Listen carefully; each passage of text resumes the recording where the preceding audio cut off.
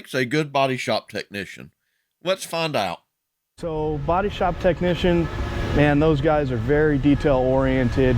The pace of work is typically a little slower. Definitely it's not saying it's less hectic than the service side, but some of these trucks hang out and are worked on for weeks or months on end, $100,000 repair jobs on some of these trucks, so they stretch out for quite a while.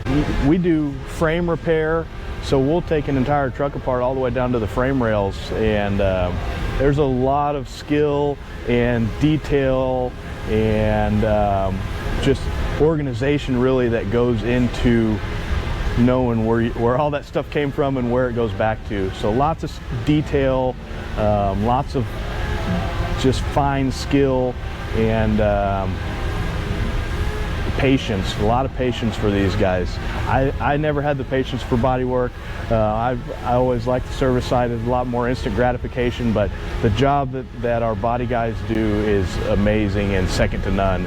And the detail that these guys perform all their work with is just fascinating.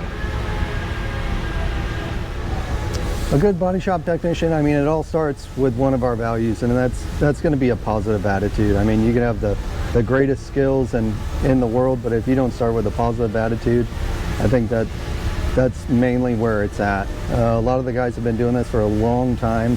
They're really good at what they do. With the training from 3M and Exalta, they can conquer the world in the body shop area.